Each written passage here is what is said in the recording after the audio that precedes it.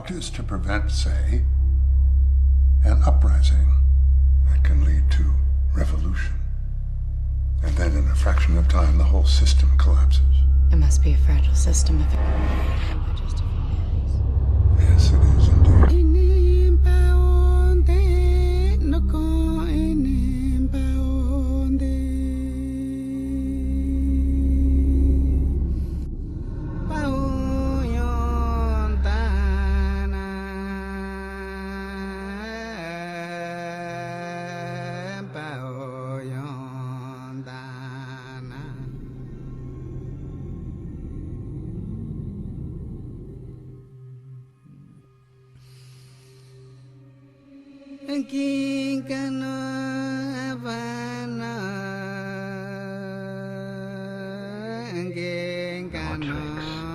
No more lies. Only truth.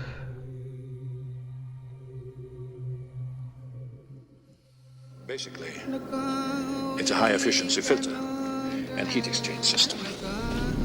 Perspiration passes through the first layer and is gathered in the second, where salt is separated. Breathing and walking provide the pumping action.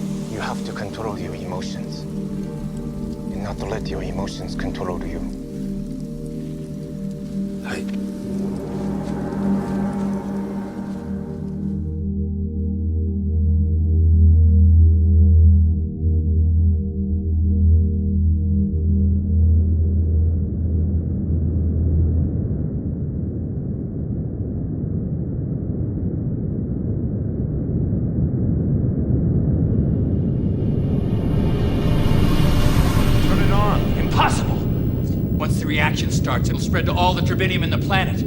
Mars will go into global meltdown. That's why the aliens never turned it on.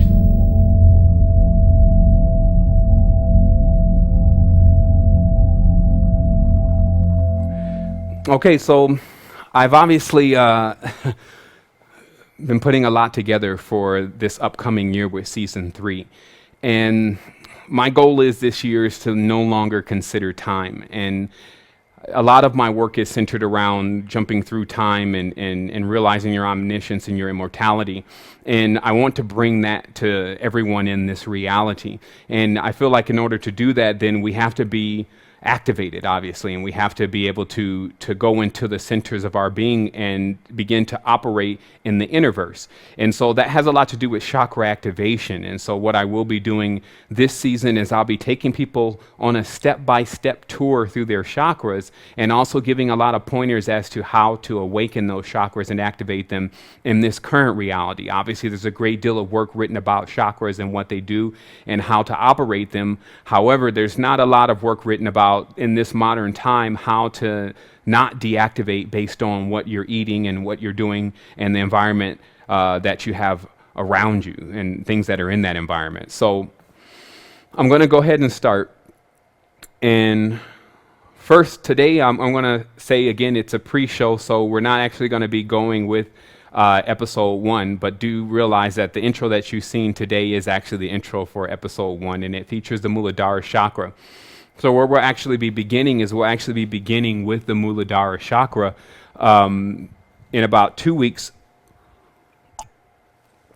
But the difference between the old Astral Quest and the new Astral Quest is we're going to make it a lot more interactive. We're going to actually give people a lot of study work to actually study while they're away during that week or 2 week period before we have shows. You can actually take some of the literature that's being sent to you, read over it, and get yourself prepped. And this is how we're going to deal with some of the situations that occur with people getting into shows and it being a little bit over their head. So what I want to say again is that I'm going to actually start sending things to individuals everyone actually in the platform. And you'll have an opportunity to review those things before the next show, and then during the next show, you'll actually you'll be more abreast of what we're going to talk about. You'll be able to chime in yourself. We're going to obviously open some lines up and get a collective build going on, and also allow people that have already done research in the arena and have come into some very pertinent information, or the cream of the knowledge as we call it. We're going to give them opportunity to speak. So in fact, if you check your email box now, what you'll find is a book, Chakra Yoga, along with this audio. And to me, it's one of the most well put together, concise books written about the chakras. It's a rather modern book, but written by a master who is in his own practice of what he calls pyramid yoga, and this gentleman is out in Thailand. However, the book is quite informational about the innerverse and outerverse perspective of the chakras, basically how things affect you here in the physical world based on how your chakras are in the inside. And so obviously, I also had to get used to being live again, and that's only live as far as in video, and that's only gonna, my comfortability with that is only gonna increase over time. Obviously, I love radio because you could just get in there, you can get in the zone, and you can really feel it. Camera's a little bit more different until you lose sight of the camera, meaning lose sight that you're actually on camera and it's not even there. And that's a little bit difficult to do because you're looking at it all the time. But I will do my best to keep in mind that I have the thousands of viewers now on the other end looking to get this information and looking for it to be presented to them properly. And that's why we're also going to be incorporating this curriculum so that people can go back and have videos about the Muladhara chakra, the Swadhisthana chakra, the Sahasrara chakra, etc. And obviously, we would be covering one chakra sometimes in more than one show. So obviously, we're going to need a little bit more than one show to cover the root chakra, because we're going to be talking about how to get rid of toxins. First, we're going to actually talk about the mythological connection with the root chakra and how those connections with the signs and symbols have been contorted these days, and how that's given people little, if any, real understanding as to what the chakra is actually about and what it does. So once we kind of get this system down, which was basically all the information about one specific chakra, we can put that information all in one place and then start having a collective build. There's going to be another document that I'm going to send out probably by the second or third day of each week, and that's just going to contain information about that specific chakra or world. And then what you have the opportunity to do is you have an opportunity to utilize all the methods that we're actually discussing, various methods on exactly how to free up those chakras. Also, what we'll be getting into more this season is about some of the newer developments, especially with realm dynamics and exactly what's going on over there. The resistance is now metamorphosizing itself into something more massive, and we're now employing people with really good percentages of commissions. Actually, it's 31%. I did the math the other day, and I could just remember getting with any kind of job, or especially a straight commission job, and seeing these small commissions, and obviously you just got to work in quantity. But this is completely designed different. It's actually open source, and it's designed to get you mobile wealth, meaning so that you actually don't have to be at home or be in a cubicle or wherever you work from and just be confined to that space. This is where you can begin to do things on the go. All right, here we are. So I'm going to let you take a look really briefly at this room that we have put together, and this room is strictly dedicated to Fringe. And let's see here. So what we're going to be doing in this year is we're actually going, or really it's season 3, it may stretch into next year, is we're going to be reviewing a lot of the stuff that's out there that is supposed to bring some level of activation. So what this room is this is the Fringe room. And there's another camera that goes in here, and we were just having a little bit of trouble getting it to sync up. But what goes on here is 3D printing. There's also some extractors. There's a lot of frequency generation and things like that. Let me see if I can zoom in a little bit more here.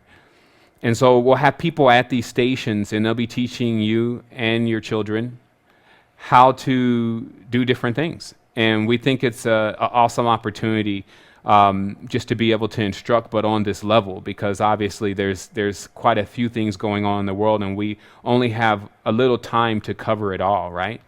So now what we decided to do with the Institute is we decided to bring masters in, and these are masters of different things.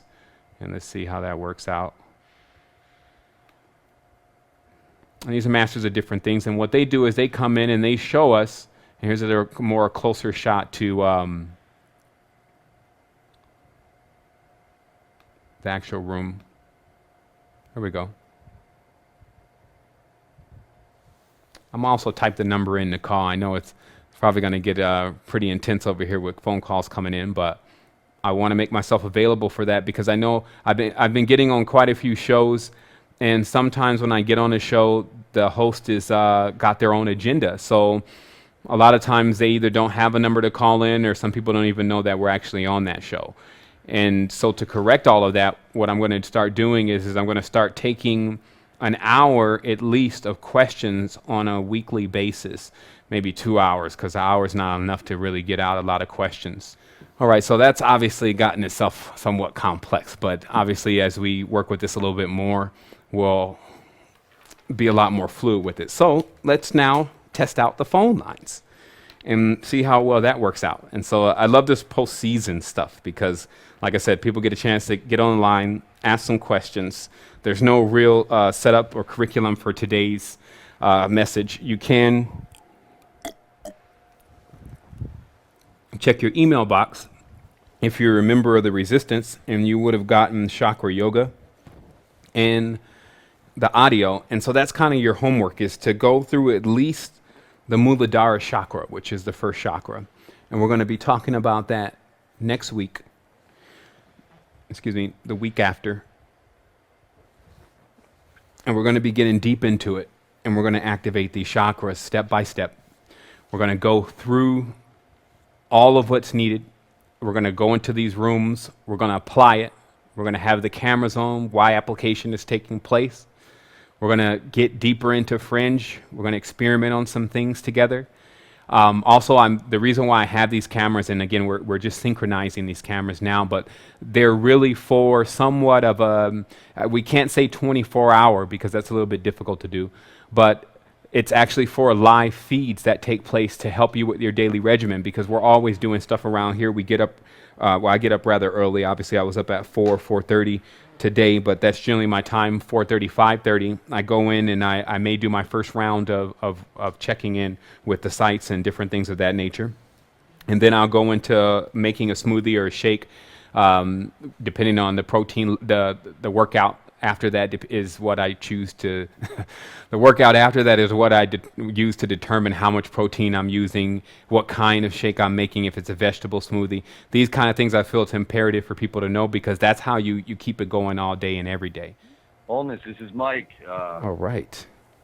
Calling from the heart of Hawaii, the heart chakra of the planet, brother. All right, all right. And to open up the new season, to remember our wholeness and connections here. Whew. Yeah. All right, let me just trying to get you to come on the show with Kata Gaia. I've been hosting the Emerald Table. Oh, okay, yeah. You see where I'm at right now. It's just like, wow, there's so much going on, and I've actually it's pretty easy to get me on the show. I just use Jason, and he gets it booked in, and then other than that, sometimes I'm like, I'm coming, and then if it's not on the calendar, I'm like, okay, I can do something else today. But yeah, I mean, I definitely want to get on and drop some of this new knowledge, because I've been moving pretty fast. There's a lot of stuff going on. We're just involved in different arenas now, especially with doing things physically on the ground with people, with activation and all of that. And so, yeah, I've been just working on stretching my time a little bit more and getting with everyone. So what's up with you, though? Yeah, we've been tuning in beautifully. You're feeling it so strong, man. My heart's right here. So is mine right now. Like I'm real, where I'm telling you, where I'm sharing with you where I'm calling from. And so I started a new show, Sevan, and I'd love, you got that 2 hours to share. We're getting the audio lag again. I can't hear you. Oh, no, I'm just not saying anything. I'm here. Oh, good. You're talking to the guys in the studio. Got you. Oh, okay. So, yeah, I think there may be one line still open somewhere, like maybe your other line that's playing the radio is still open or something like that. I don't know. Okay, let me pause the live stream, and then that should end it. Yeah, that should end it. Okay, great. Okay, great. And also, I just want to let everyone know that's tuned in today. Like, I'm just going to take a moment. I'm probably going to be here for about an hour and a half, 2 hours more, just to get calm. Like, obviously, coming back on air. And like I said earlier, being live, it gets you all like, "Ooh," you got camera, you got lights everywhere. And then it's not just you coming onto the set and just like, okay, I'm ready. My makeup's done. They got my wardrobe together. It's not that. It's if you can see, which I should take everyone around. I had another camera that I was using and it failed on me, but I want to take everyone around. I'm just trying to see which one of these cameras. I guess I could do it with the GoPro camera. And I want to give everyone a shot of what actually goes on here and how many different things we have to put together in order to broadcast the show, but also to give people a little bit of the idea of the ability of Astral Quest, because we actually had some guys here earlier this week. They took off this weekend to go back to their homes and check on their crops and things, because many people here are sustained. And so they have crops and they have different stuff that they got to check on. They can't just leave to other people. And so they left, and we've been working on quite a few different things, like mainly doing deeper research into all the communities. Been looking at a lot of the different projects, like this New Earth project, and checking out some of the new documentaries that are out and some of the people that are behind those documentaries. And so personally, I've had an opportunity within this last 5 months to really do a lot more deep scanning to what is the state of consciousness, to somehow present a state of consciousness address, meaning to come officially before the people and let everyone know the stage of or the state of our consciousness, personally from my perspective. But I would say only in terms it's my perspective, because I see very vast now, as I always chime the term all is self. That's something that I've accepted myself. Then I began to expand into all forms of consciousness. And just as you see in many of the astral planes, the eyes everywhere just become that eye that's observing. And I think that people need to reset for a moment and allow all this information that we've been taking in, especially in the spiritual arena, to begin to dissolve and simplify itself. Because what's happening is that we're good storytellers. Our language is very vast, and so we have the ability that if we're not careful, to start to insinuate and to believe certain things are true, that really become true as we are manifestors and we're creators. In fact, the most amazing thing, creating an idea, like saying, "Oh, I'm gonna start this company," or I'm gonna write this book. Those are very minor compared to creating a baby. And all of the different processes that goes on with that on a biological level. So it lets us know that if you can do something that great, just as you see in pretty much everything in the world, if you could do something fantastic, then you can also do the very simple things. And so simple things now is denoting how we're going to get communities together, how we're going to get people together. And that's because there are surefire ways. You don't have to reinvent the wheel. And this is something that I've been thinking about personally as I've been coursing through my own chakras and seeing how the sheer complexity of life that gets us in the shower, like, okay, where am I at? And where is this even? Like, where am I standing? So you start going into these baffling questions, but it'll let you just see for a moment the sheer complexity, because we don't even comprehend right now the unbegotten, or where this all came from anyway, right? So that also lets us know that it's possible then that we're a little bit over our heads when it comes to how this design actually works, unless we study and unless we also put the intention so we can have the experience. And so what all that is saying then is that this wheel, which is what's running right now, this chakra wheel, this planet, whether it's a broken wheel or a fixed wheel or wobbling wheel, whatever, this wheel was in itself put into creation. And I know we all had a part in that. That's what the hologram and all this stuff is letting us see, is that we all had a part in creation. We are incubated in an earlier stage when all of this stuff was created, and it was created from our energy. But the reality of it also is that we have the responsibility for keeping it solid, keeping it stable. And I'm not just talking about a physical reality. I'm also talking about the reality that you call physical, which is your body. And keeping your body stable, because notice how if we neglect the earth's not, it's not my problem, it's not my issue, eventually it creeps up on you. Certain things happen to you, and it's based on different things that we did not do, things that we avoided, right? But the reality is that it's the same thing with the body. Just like we're avoiding the earth, acting like, oh, that's not my fault, that's not my problem. That's synonymously saying to our body, oh, that's not my problem. And so that's why we eat like we eat. we take in the environment that we take in. And this is not to get into this, oh, this is what you're doing wrong. No, I'm going to actually show people step by step how to fix this from stages of addiction, from stages of habits, as I call them. And that's what we're talking about with season 3. So also, there's a lot going on with open source right now, and people need to realize that open source is going to sweep the world by storm because it has the ability of innovation. And it has that because it's very diverse. Whoever gets involved in an open source project, the metamorphosis of the project is dependent upon that person's intelligence. And I'll just give you a simple example here. There was this new device called the Oculus Rift, which is just a virtual reality headset. It's just a screen that moves around, where inside it moves around when you move your head. And so it accomplishes submersing you into somewhat of a believable virtual reality. But Sony had one of these devices on the cusp of being put forth or created.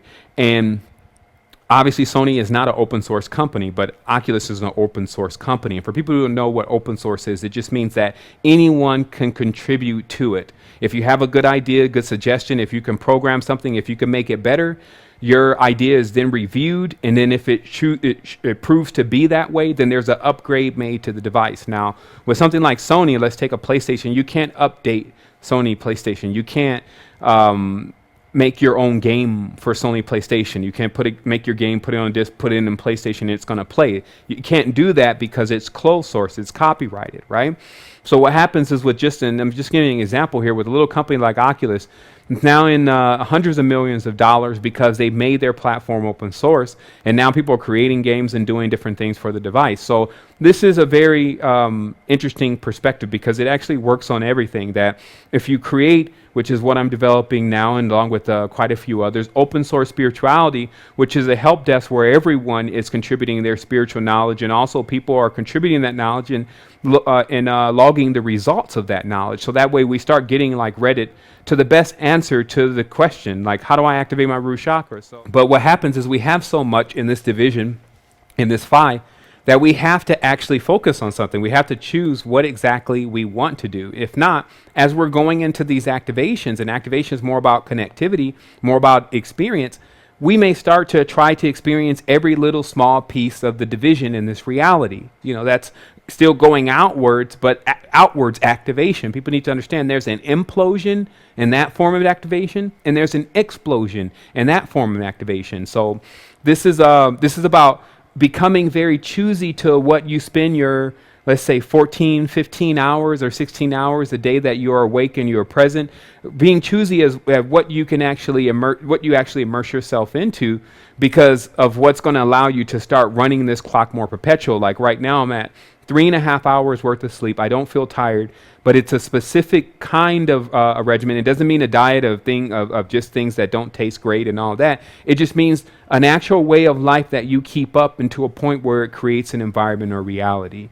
So what I'm going to do, I'm going to ask Mike if you have any direct questions, and then there's like thousands of callers calling in right now that want to get a piece of the 7, and as far as seeing what's going on in the mind and actually getting some of their questions answered. So where you at? Thank you. Well, you know, I'll share this with you, and I hope this is for all the guys and girls tuning in. Really, we want to hear you let it be in flow, man. Yeah. You know, that's it. A new platform's opened up for me. It's Monday, Wednesday, Fridays, 4 a.m. here from Hawaii that I'm doing it. And, you know, here's what I've been trying to tune in with you, and here we are. For sure. I heard someone say, take it all the way sometimes. I just want to let down all filters and just go. We need this marathon, and I saw they just recently did one on the turn of the, I guess that was the solstice or the equinox or whatever it was. But I started at 7. I started at 4 a.m. on the equinox. It's called Gaia Sophia Dreaming. Mm-hmm. That sounds like we should have Lamb Lash on there. Brother, we're you, me, there's all of us here. We're all in this, and we're just so thankful for you for really tuning us in. Oh man, you're more than welcome, brother. And obviously, I'm going to go ahead and get with my people so they can get with you and then we can get on the line together and we can do that. We can go unhindered. And obviously we need some of that, though, especially for the adepts. I always talk about the masters for the masters, because there's been some, oh my goodness, because I still read a lot. Like, I think that's if there's anything that I'm gaining often, is that I just always have to have a book in my hand, and I'm always got an audio book somewhere and I'm listening to it. And so I've been combing a lot of stuff, and this has allowed me to really put together his story and her story. And that's actually the next book I'm releasing. It's called The Real Priesthood. And it's just as powerful as this chakra yoga book, but you're definitely going to have to do some chakra yoga before you could even pick up that kind of book, unless you want to personally explode because of the anger of what's going on in the backdrop of this reality, especially with the matriarchal mothers in the from the ancient times in the Lemurian empires, but still here. And then obviously the I can't even give them a term these days. I think the last term was Moho Mandan, which is basically a degenerate individual that is making up what we call the Jesuits today, as far as their club and their league. But that's something that I wanted to talk about in a brief expanse, because I wanted to go all the way to the beginning of at least from the time that we can recall. And then I wanted to go through Kemet, and then I wanted to revisit Kemet when it turns into Egypt.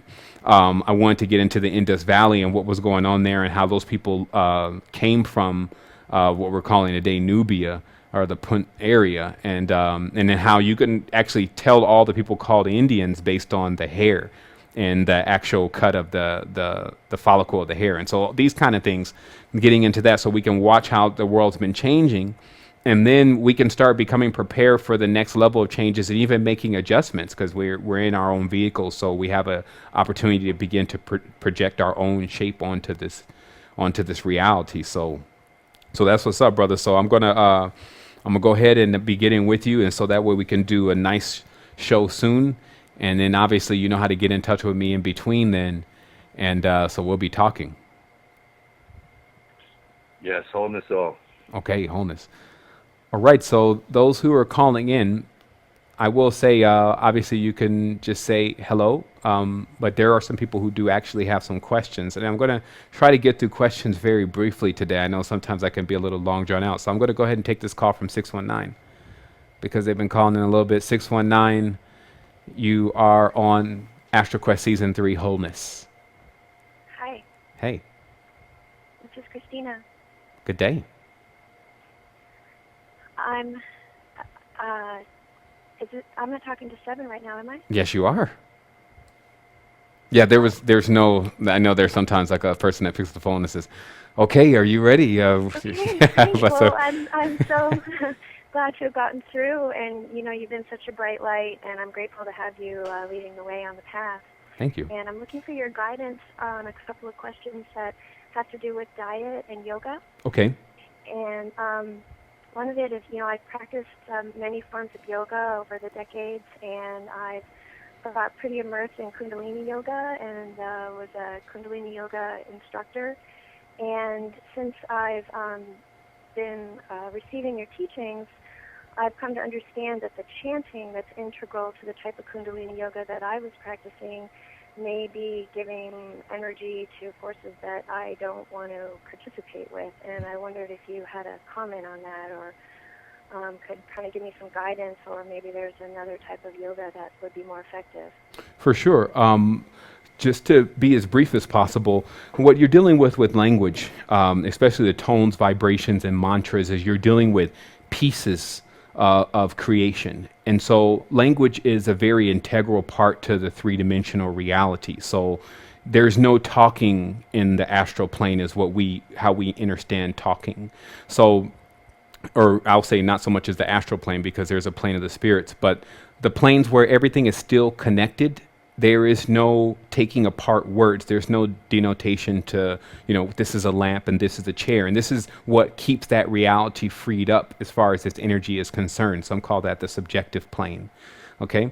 So what happens is that what a mantra does is, a mantra is like a telephone number of a specific kind of energy, that the tone and the vibration actually match the makeup of that energy.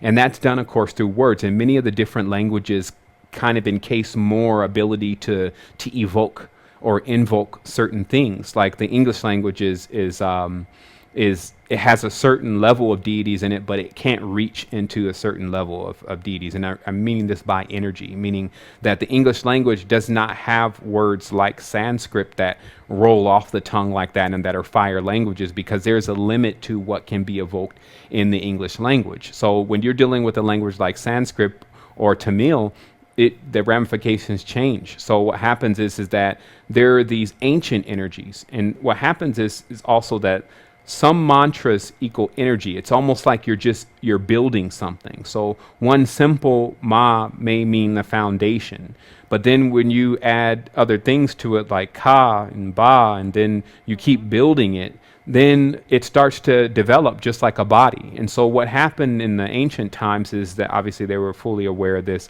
is that either things were created or brought into manifestation through the tones and vibrations into 3D, because remember, all this exists on the subjective plane. You're just ordering a specific part of it, right? And so that's what we're really talking about, is that you have different levels of yoga that have been started over the last thousands of years, if not hundreds of thousands of years. And those forms of yoga have been strictly designated to specific deities.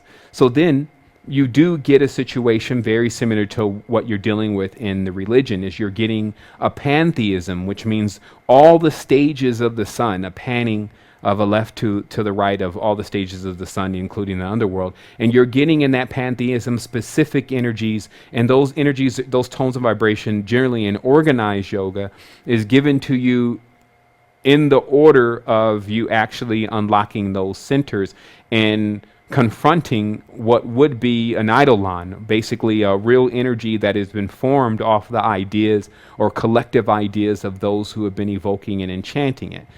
So some people have to ask then, who are the originators or the dominators of the tone? And this is like, even right now in monasteries, there are certain chants that are being said now.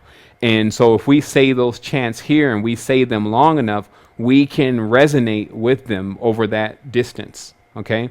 And so this is also something that you see in Christianity, where there's a chanting of the hallelujah, and this brings in different stages of what they call the Holy Ghost.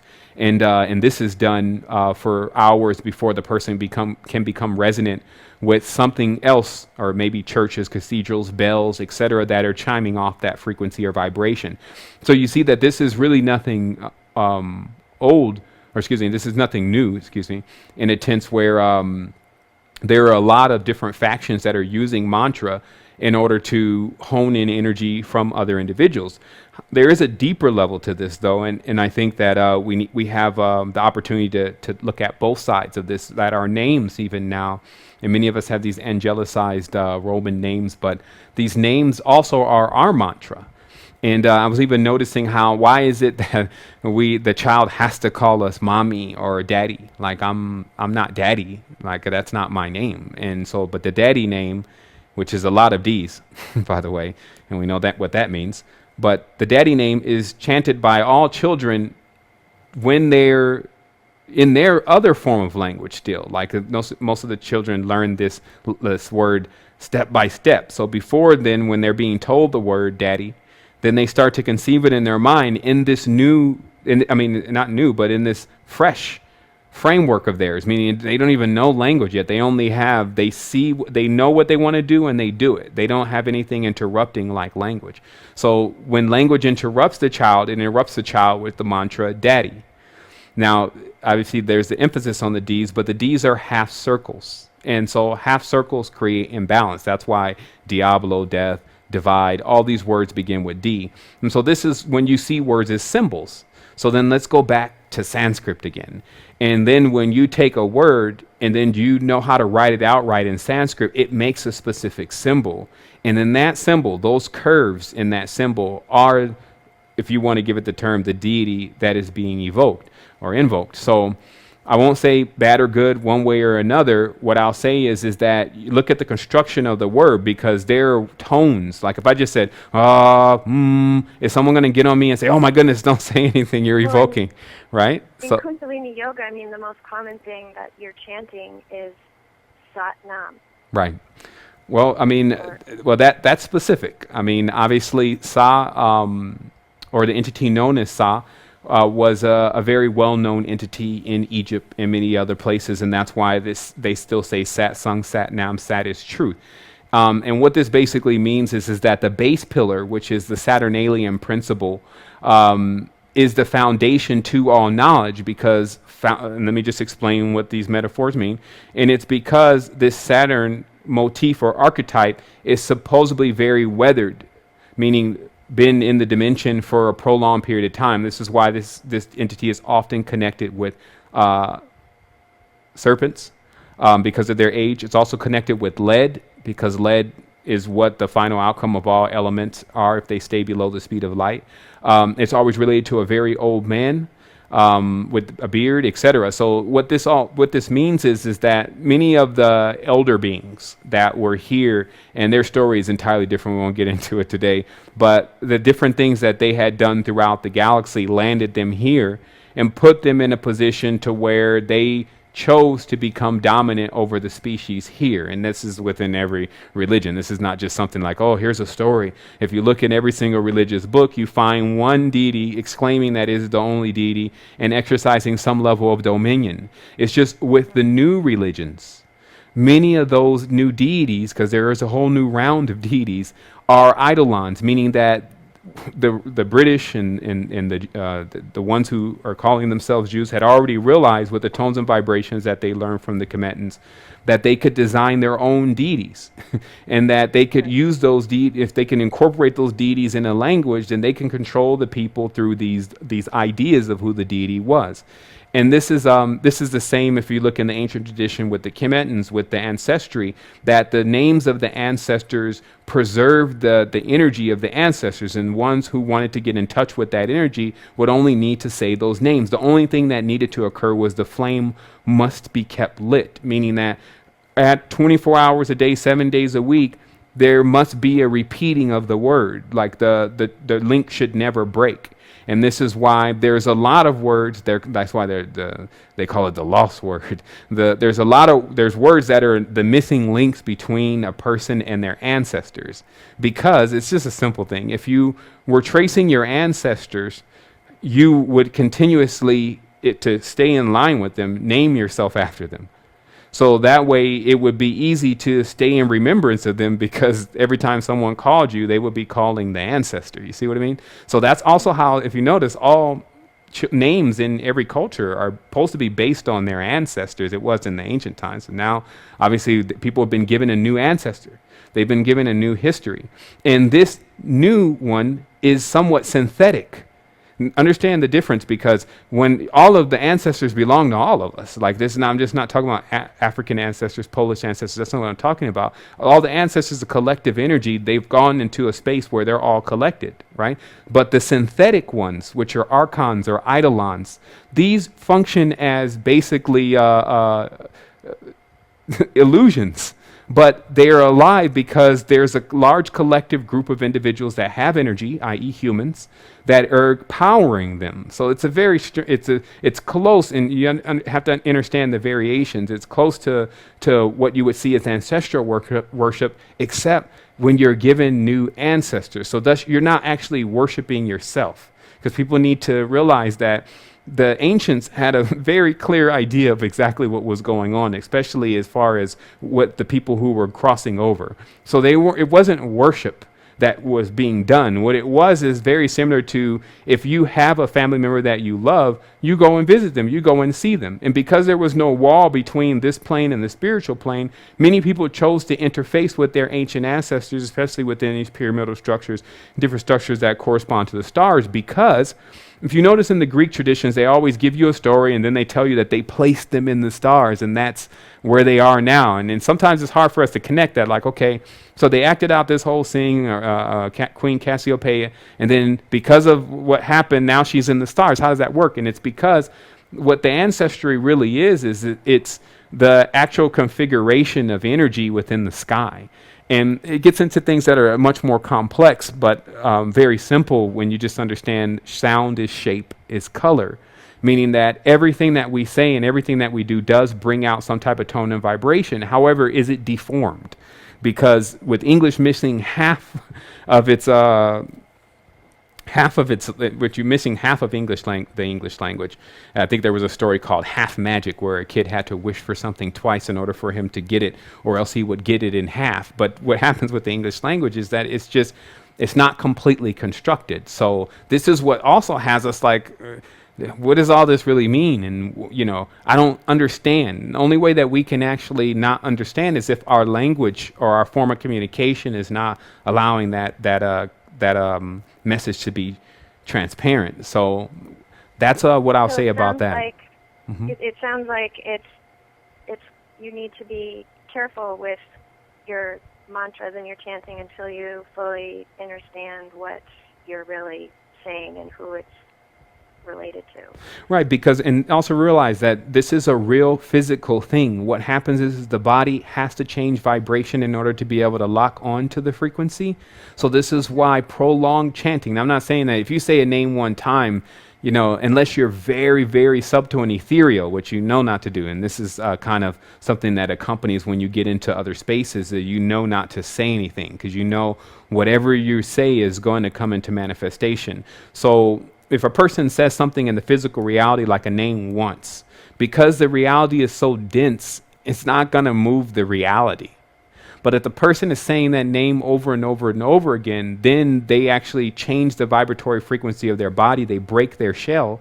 And then that's what allows there to be an interfacing with whatever is on the other side of that. So yes, prolonged periods of chanting names of entities that you don't know who they are is not a great idea. But you do also have these people who say, wow, okay, well, I'm going to do that because that's not, you know, that's, you know, now I figured it out. And, you know, this is what we have to go back and forth with. Are we going to release the depth knowledge, or are we going to sit back here all day and then in a world that has no power? So I'll tell people that your power is within. The most powerful tone is an intonation, actually. It's a song. It's actually heard by the third ear. It's a vibration that you're already making, and then what occurs is that you amplify this tone, because all yoga and Kundalini breathing and all this is attempting to do, supplements, monatomics, you name it, all it's attempting to do is make the field more subtle, because the body is so dense and so toxified. It's very similar to lead if you saw it on the spiritual stage, especially if a person has already accepted Saturnalian concepts, because they don't really feel. So what happens is that it's important for us to see that our practice and involvement with different things change our field. And when our field changes, if it becomes more subtle, it becomes easier for us to feel it. If we become more dense, it becomes more difficult for us to feel it.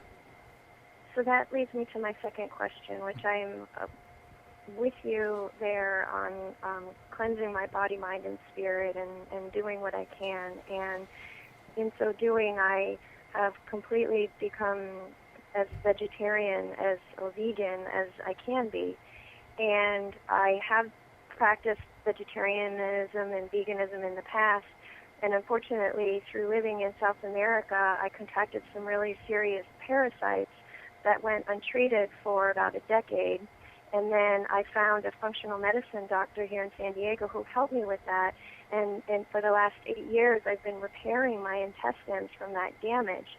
And so now what's happened, though, is I can really barely digest any vegetable sources of protein, and neither eggs nor dairy, no rice, no quinoa, no soy, no teff, amaranth.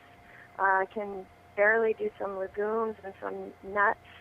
And so I'm just maybe looking for a little guidance on you on how I can keep raising my vibration while maybe still eating some bivalves. I don't know, you've probably heard that, you know, the mussels and oysters, you know, they can't run from you, and it seems that they don't have any nervous system, so many think that they don't feel pain, so that seems to go with the natural law. And then, you know, of course, there's fish oil for your brain, which you really, from my research, you really just can't get from a vegetarian source. You might be able to get some from flax, if your body can convert the flax into that next type of EPA. And so I was just looking for ways that For sure. Well, some solutions on that, because of course we need the protein. For sure. Well, it's also the type of protein. So let's be very clear that we all need to get to a point where we realize that this is about terrain modification. This is not about doing something aggressive to your body, so that way you in that you sustain some damage, and you're hoping that the whole spiritual pursuit of it fixes the damage. And I've heard of numerous cases like this, and one of them in particular is of a lady who went on to a Vipassana retreat, which is basically no talking and very little eating and sitting in the same position. And you have to really, really build up your will and build up your body to be able to go through such retreats. But it was just recommended to her, and so she went into it. She did it because there were other people there that were doing it, but she also sustained some damage that it's been taking her years to actually fix. And so let's talk about these aggressive approaches to the metamorphosis of the system, but I will address your situation directly. What we're researching deeper into enzymes, because it comes out that there's more than just the standard enzyme that they try to sell you on Amazon, that there's hundreds of enzymes, but many of these enzymes, especially from a level of energy, and just actually available energy, is very high. And I know this is, if the person's already done some work on you and you've had digestive issues, then they've already suggested something like enzymes. However, we're doing, again, some new research into different types of enzymes, because in many cases they recommend one specific enzyme that they've generally been using, or maybe a couple, but this is a line of about 15 to 20 enzymes. So I will, if you can get with me at my email address, which is sevan@cypherist.com, and not on the inbox at the Resistance site because it's just gotten overloaded. But if you can get with me there, I can forward you some information to look into those enzymes. I also want to talk about this vegan diet, because realistically, there's different stages to this. So it's just like monatomics. Like monatomics, it's like the top of the pyramid, and we just only use these terms as diagrams. Down at the bottom of the pyramid is internal cleansing first. You have to clean your physical body. So from that stage, you go next to the Ayurveda, because it's going to change the consistency of the fluids in your body. It's a lot more vivid to feel, especially for the dense body, and it will insulate the body. So there's a lot in Ayurveda that helps with insulation. It also helps with digestion, those kind of things, which are necessary when you're trying to go into Kundalini, because as you know, Kundalini is a real thing. It's an energetic energy force, and it can burn the nadis and the nerves and different things if it's not cultivated properly or something's going on with the body. So as the person moves up, they're going into something like the biochemical cell salts to fix the hereditary issues. Like, the work has already been done with Schussler salts and exactly how to isolate hereditary issues. The only drawback that most people are having with any issue is that they have a hard time taking the salts for 6 months, which it is necessary to rid yourself of the situation. Then as you move up from there, it's more of the etheriums and then the monatomics, meaning that as through these stages, the person's body has become more subtle, so they're able to be more perceptive of these subtle fields. Now, when it comes to getting the proteins, like I wouldn't tell people entirely not to attempt to incorporate something like egg whites. And it's only because of the egg white is actually not the egg. It's actually the part that the egg is actually going to be eating. So that's why it's 100% digestible for the body. Quinoa, obviously, but if your body is already rejecting that. The thing is, though, is I'm using these high-end blood tests, and it's showing like I'm getting an immune response. My nervous system is going nuts with all these different, basically no grains, and all this. Basically almost all vegetarian proteins. So I'm just kind of struggling with that. Well, I mean, definitely don't, go and change up the diet and based on anything that's said, and do something that's actually going to cause some aggressive issues to the body. But as you, and I think you've probably sat down with this and you've kind of come to your own terms about what's necessary to be done and how your body has to be managed from this point, because it'll let you know. And I would just only, in a certain sense, always keep the mind open for different forms of treatment. And again, there's a lot of stuff that we're working on in Fringe, mainly in the enzyme and the monatomic area, for its ability to completely metamorphosize the body and the vehicle. But when you're dealing with something that is already And because we can speak on a general level to most people, this is what you need to eat, this is what you need to do. But then on a specific level where someone's already sustained some kind of damage or has a specific ailment that prevents them from even utilizing certain substances, then in that case, we would, and that's why we opened up Realm Dynamics, we would have to assign a specialist.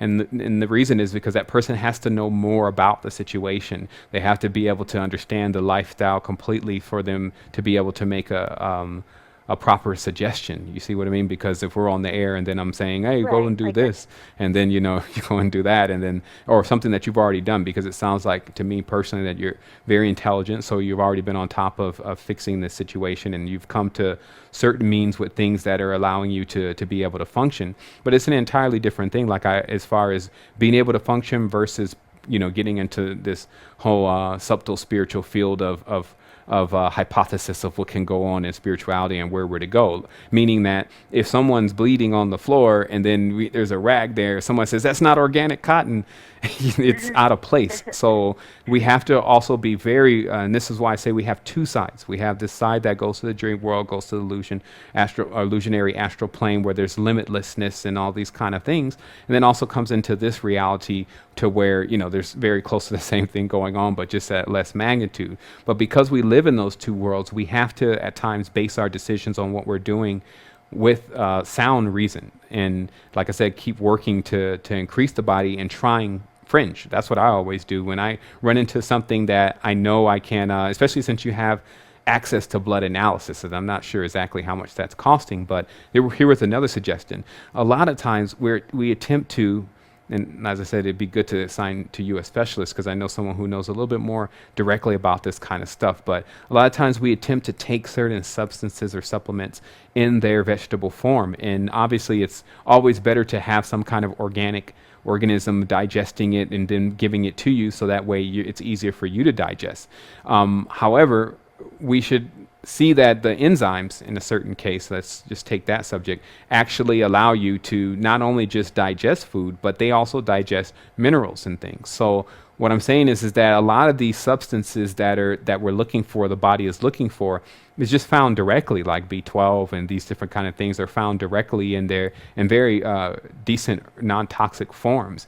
And what happens though is when we put it in the body, and this is why the research with monatomics is kind of heading the way, we still need to digest it, like we still need the body to eat it. And this is where it's going to take that extra push from you to, in a sense, not see all the time what the doctors are saying, because also there's this more subtle level of where things on the energetic body are working first, and it's not going to appear into any of those kind of devices until much later. So what happens is that you have to kind of learn the machine when you get in there. And when you put something in your system, let's say the Ayurveda, let's say monatomics, etc., start noticing the adjustments of the fluctuations, right? And this is why we've actually got into what's called the practitioner's kit. Because in the practitioner's kit, you have about 17 to 18 isolated elements from the periodic table. And that's nowhere on the internet. Even homeopathy doesn't have this extensive chart of or availability of elements. And so this is what I present to people who are at the point where there's no written solutions.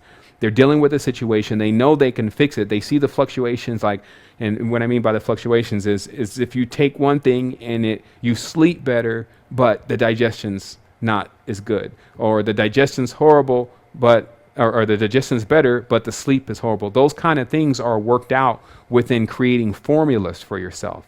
So then you need to get a hold of something that gives you the full, you know what I mean, as much as you can, a drawer, if you may, a complete drawer of all the elements that are within your body, and then you start going in and working on yourself. And so that's what I would really suggest with the situation, because that's what I would suggest to myself if I was experiencing it. Personally, I go through these different situations with my body. It's like I go up and down, as I call it, like Oprah Winfrey. She's fat and then she's skinny. But really with my body, it depends on how much I'm doing. If I put a lot of if I put a lot of strain on the body, then I have to eat something like egg whites to remain stable, or else I'm pulling too much energy. And people need to understand that spiritual energy does affect the physical body. In fact, the spirit body is actually eating the physical body. And if you study the ancient traditions, they talk about the Ming energy, which is the having so much spiritual energy to where you're spirit body wants to basically kill the physical body, because the spirit body knows what it wants to do next. And so it's like, okay, well, it's analyzed everything and it says, I want to actually live free, but this body is too dense, so we need to get rid of it. And this is also a mental thing with people, is that they start getting into these higher spiritual states and, I can't wait to leave physicality and I'm so tired of it here. And this is when the Ming energy starts to attack the physical body. So we have to realize that our design was to keep these bodies in balance. And so the more you pick up spiritual energy, you also have to start working out more, and start building more fiber, stronger, tighter fiber in the body, because it's very simple. The body is an organic generator. They design the generators and the motors and all this stuff based after things of the body, right? But a standard generator has a winding, right?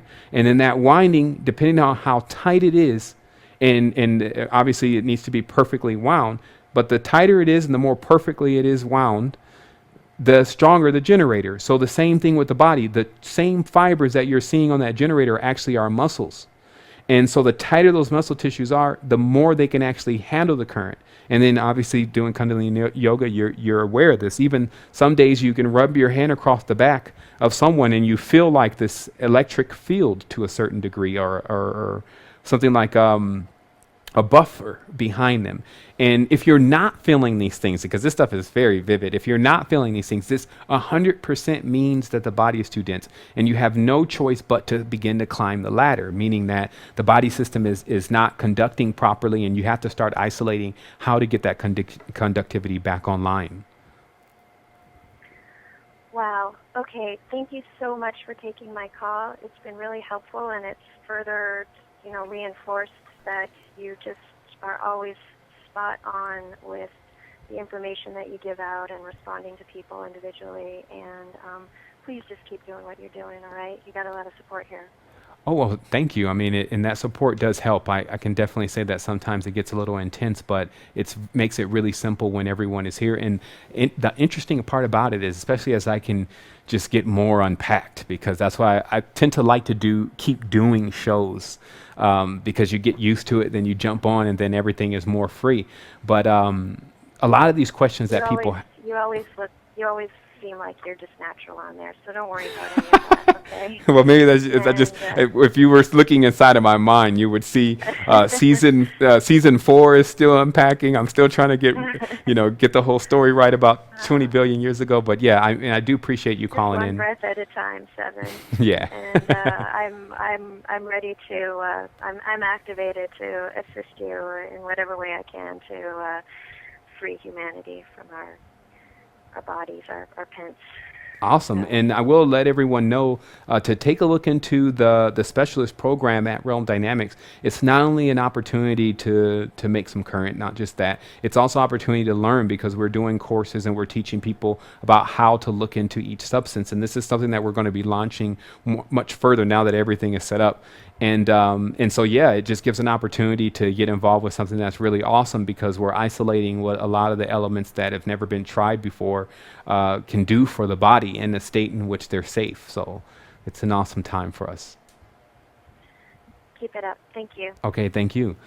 Okay, we're going to take a couple more calls here. I'm going to take a call from area code 647. Just remember, when we do let you in, if you could either close your window or take down your volume or mute. It'll allow me to, or pause your video, excuse me. It'll allow me to make sure that we don't get this horrible reverb. So here we go. Caller from the area code 647. You are on Astral Quest Wholeness. Hello, hi. Hey. Can I have a question for Sevan, or am I in queue? Nope. You're actually live. Wholeness. Hey, Wholeness. This is Sevan? Yep. Yes, it is. Okay, awesome. All right. My name is Jeffrey. I'm calling from Canada. Hey, Jeffrey. And thanks for having the show. I've been waiting for this for months. And here I am. So, anyways, let me get to my question. I have actually typed it down. Okay, the first question I wanted to ask, I'll make it quick because I know there's more people here. So you spoke about the mantras And the lady who called in before talked about calling different deities, whatever. I'm wondering, what is the best overall mantra to use for spiritual growth? And a second quick question is on the topic of mushrooms. Dan went to mention about mushrooms not being good for astral hygiene, but my experience with it felt like the most compassion I ever felt. Okay, let's take that first question. That way I don't get, because I'm still going to end up having to tell you because my brain just processes. I'm end up having to ask you the question again because my brain processes things in that way. But let's just take the first question about what is the best mantra. And someone asked me this not too long ago, and I was like, no mantra, only because of my stance on, obviously, mantra is a very strong method of activation. And especially for prolonged use, as I discussed with the lady earlier, you really have to understand what you're evoking and what energies you're actually bringing in. A mantra is really an adept thing, meaning that another person should not suggest another mantra to another individual unless they are fully ready to take the responsibility for that. Now, beyond that, it was known that the vowel systems, like if you really want to understand where are the core energies to the mantra, it is in the vowel system of every language, because the vowels are obviously what changed the word to giving it the right meaning, right? Except for in Kabbalah, obviously they have no vowels, but in English there are vowels, in Sanskrit there are vowels. So what you're dealing with is that those tones are the chakra centers. And a lady that I met a while ago that was Olympic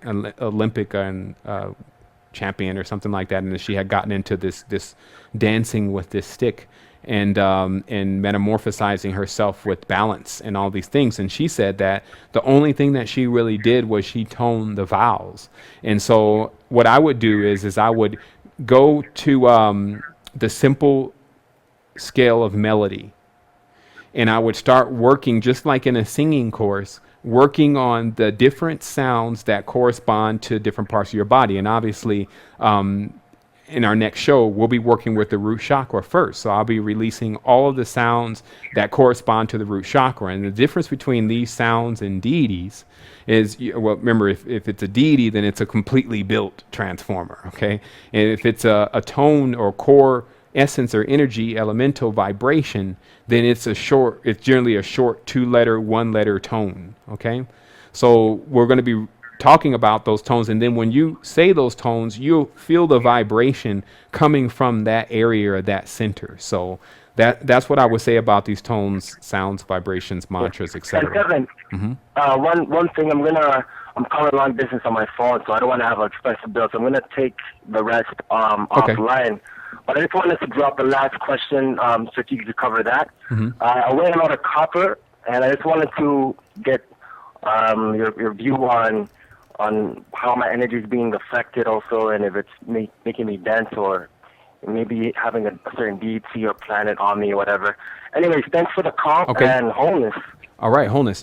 Okay, so just to answer that question about copper, what's going on with it, copper is obviously a conductor. It increases conductivity in the body. But we have to realize, again, that one part of the body is conductive to metallic objects, while the other part of the body is conductive to more of plant matter or plant material. And so generally what you found in conjunction with anyone that was utilizing copper for amplification is some other kind of object, mainly a piece of wood of some sort. And that's why you see sometimes ancient objects wrapped in copper and wood. Also, copper is connected in specifically to the energy centers. So that's why it's been related in many tenses to the serpent, because obviously the electrical force or the L force of electricity is conducted through copper. So that was the whole esoteric conjunction of that, and why that symbolism was as such. And so people need to realize also that what the commitments had done is zoomorphied all of the elements that they ran into, meaning that if something hissed and spit, they made it as a snake, and then they left it in their annuals, which they actually generally in their minds, they didn't write anything. People need to also realize that memory is what makes you a Time Lord. So when you start losing memory, you fall below the speed of time, because you can't actually remember the point where you were above the speed of time. And this is a very, very interesting thing to meditate on, because When we started writing, that's why I was explaining earlier that writing didn't come along till way later. When we started writing, that actually took us down a few notches, because writing allows us, just like our cell phones today, to not remember things that should just be committed to memory. And exercising your memory, as you'll notice with everything, when you exercise your memory, then you start to, when you play match and those kind of games and you work with your memory more and more, it starts to become more solid. But when you work with it less and less, you store things in different places and you never look at them again, then obviously that doesn't work in your favor. And some people have very advanced memories now because they're keeping entire file cabinets. Like if you have a lot of data, especially in your computer, you know exactly where all those files are. So you actually have a complete file cabinet structure inside of the mind. So obviously there's pros and cons to that. So that's your connection. So I'm going to go ahead and take one more call here today. And as I said, we're going to be getting into, I'm going to be sending some stuff towards the middle of this week. You should already have your first part of your chakra yoga manual on hand. We're actually going to be meeting up again. Let me get that date here. We're going to be meeting up on April the 6th, it looks like. Yep, looks like April the 6th. And then we're going to get into this really heavy. We're going to have graphics. Some people probably going to be in the room taking something apart. We're going to have some Skycam views going on, and just we're going to hook that to the telescope. Maybe we'll do some nighttime shows and look at a couple stars, let people understand exactly how the vault is really moving across the sky, which was in the Altiziluth, and those kind of things, which were just completely, it is always just to puzzle me.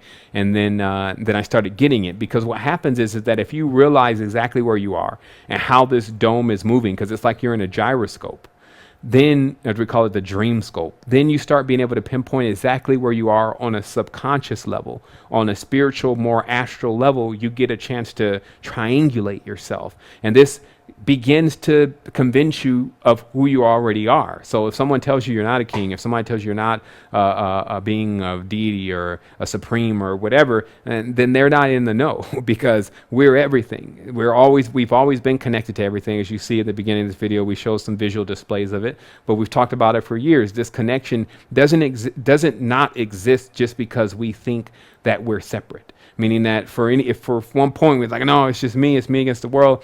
If you're breathing, it's not you against the world, it's you and breath against the world. And if you're drinking water, it's not you and breath against the world, it's you, breath, and water against the world, and ad infinitum. So everything that we are sharing in this consumption. And this is why we have to also look at what's really going on here, because we can understand deeper about the state of reality. Because if we even eat anything, if we consume it and we drain its life force and then we transfer it into something for ourselves, then we are consumers, users. Okay, so self-substantiation, which is still in the concept that all is self, but self-substantiation gets you to a point where you start backing down your consumption.